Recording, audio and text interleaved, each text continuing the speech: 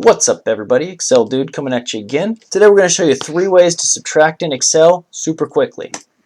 First one, let's say you have apples and you want to see how many we're eating there, or some inventory item, it doesn't matter.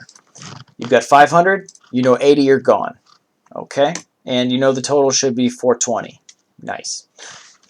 So you go here, the easiest way, equals, click this one, what you had, minus what you lost, enter, and there you go. Now the difference about this one, it works just fine. The problem is, let's say there was, you changed eaten to, maybe there was another batch that you saw in here, eaten at night. So somebody came in and had a midnight snack. You add 20, it's not going to factor it in because you made it very specific to look at this one minus this one. So you'd also have to make sure you updated that to subtract that number as well. Not a big deal, but you can also do it this way. So right here on method 2, if we want to, let's look at it like this. So we have our table here. These are our pluses, our minuses. You're going to go equals this minus that plus that plus that minus that plus that. Hit enter, and there you go. You're at 60. Fantastic. Let's say you added another 10 right here. Didn't pick it up. So there's a bummer. You've also, same issue as before.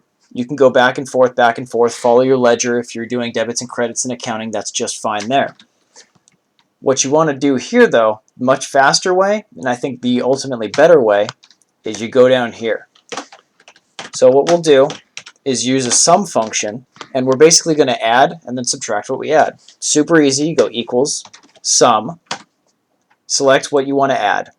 This would be, let's say, your debits. If again, they'd be reverse sides, but regardless.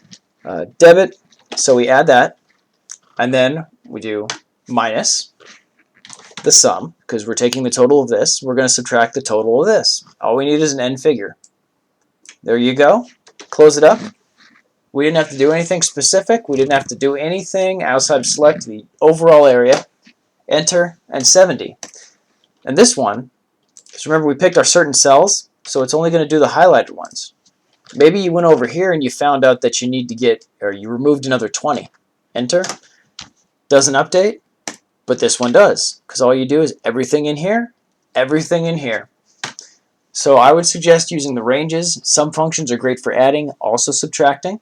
That's about it. This has been helpful. Hit that subscribe button, share it with whoever you might think needs it, and I'll see you next time.